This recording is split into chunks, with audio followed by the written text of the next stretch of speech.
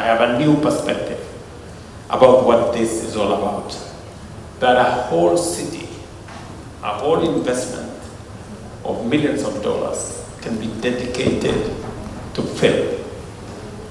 I must say that while we have thought about it, and we have Talanta Hela, we're trying to monetize talent, we're trying to see what we can do with creatives, with the art.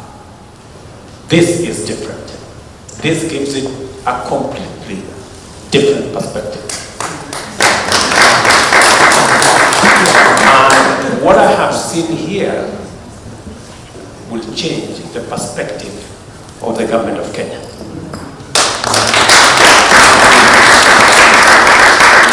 If this space is already doing on its own, organically, 5%, with a little push, we can turn this around.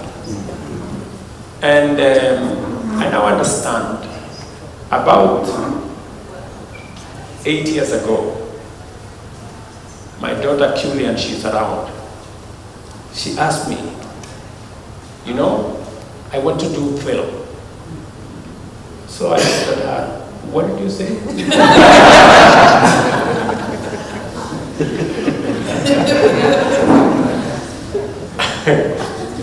I must apologize to her today that she was right and I was wrong.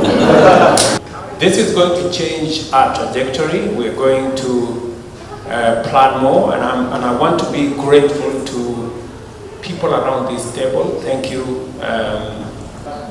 for what you're doing with us in Kenya. And I want to promise you that when you come in June, you will find government aligned to work with you and to work with people in that space so that we can do more together.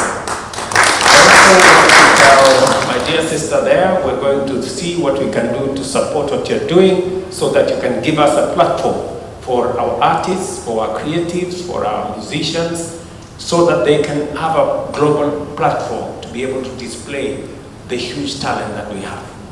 I know we have many people from Hollywood.